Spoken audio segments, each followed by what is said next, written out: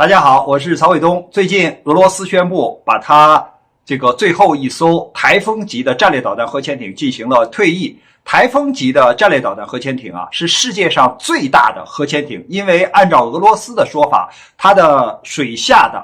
就是排水量达到了 4.8 万吨。那么就这个世界上战略导弹核潜艇而言，美国的战略导弹核潜艇是俄亥俄级的，那么排水量是 1.9 万吨。而英国的前卫级的战略导弹核潜艇排水量是 1.6 万吨。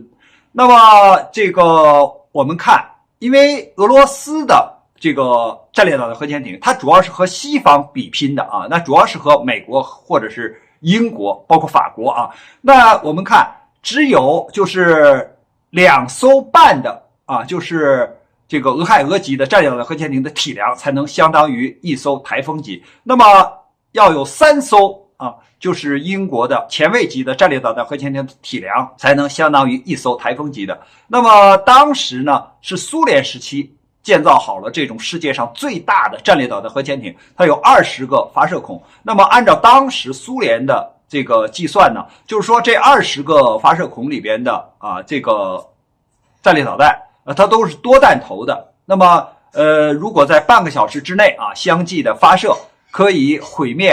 就是大约100到200个这个城市。那么我们讲一般的国家，如果说100多个城市都被毁灭的话，那不就是灭顶之灾了吗？所以它是冷战的产物。那么这个苏联当时建造了这个5艘这样的战略导弹核潜艇之后呢，主要是美苏进行对抗。后来呢，就是苏联解体以后，这些战略导弹核潜艇呢都归属了俄罗斯。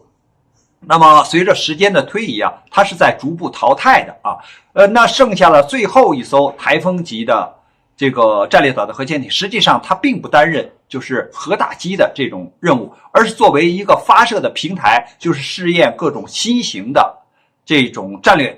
导弹就是水下发射的。那么俄罗斯呢，主要是保持这样一种作用。真正就是现在或者近期俄罗斯它担任作战值班的，也就是真正担任核打击任务的战略导弹核潜艇呢，是9艘达尔塔级的，就达尔塔3、达尔塔4型的这种战略导弹核潜艇，是排水量 1.3 万吨左右那么后来呢，他又自己研发了就是北风之神级的战略导弹核潜艇，排水量在 1.9 万吨，就相当于美国的俄亥俄级的战略导弹核潜艇。因为它的性能也是追着美国的这个战略导弹核潜艇来比拼的。因为台风级的核潜艇呢，虽然体量非常大，但是它搭载的这个战略核导弹并没有美国的多。俄亥俄级可是24个发射孔，而且是3x2第5型的这种多弹头的这个战略导弹。那现在北风之神级呢，它的这个噪音也可以相当于就是俄亥俄级的，就是110分贝左右。因为台风级大约是115分贝就是要比俄亥俄级的还要高一些。那么这个北风之神级的战略导弹核潜艇呢，是16个目前16个导弹发射孔，搭载的是布拉瓦型的这种战略导弹，它进行过4连射。那么这种导弹呢，起码是可以有6个就是核弹头，也就是多弹头的，可以有更好的突防能力。那么我们按照目前就俄罗斯现在就是16枚这个核弹，然后每枚核弹3到6个这个核弹头，这样计算呢，它的打击的这种能力也是非常强大的。所以呢，俄罗斯现在是用这个9艘达尔塔级的这个战略导弹核潜艇担任战备值班，加上后续的准备建造的8艘北风之神级的战略导弹核潜艇，就形成了这个俄罗斯的海基核打击力量。那现在呢，台风级的这个战略导弹核潜艇呢，虽然是世界上最大的战略导弹核潜艇，但是你这个时间比较长了，那么你的这里边的装备也比较老旧，你要进行升级的话，这个造价或者投资是非常昂贵的。它即使现在每年就是要投入的正常运转的费用，也起码要达到2000万美元，所以这是一个不小的投入。而可是他担任的这个任务呢，无非就是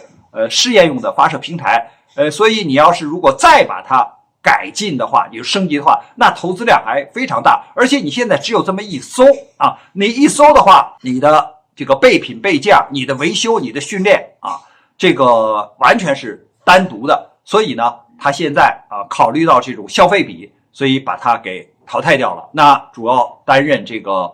海基作战任务的呢是达尔塔级和这个北风之神级。那我们看俄罗斯实际上就即使把这艘世界上最大的战略导弹核潜艇给淘汰掉，它并不会影响它的核打击能力，因为现在即使是它的海基的核打击能力即使是不如美国的话因为美国有14艘俄亥俄级的战略导弹核潜艇，那这个就陆基而言呢，实际上俄罗斯还是有一定优势的，因为它毕竟雅尔斯级的这个战略导弹就是陆基发射的，既有机动的，就是在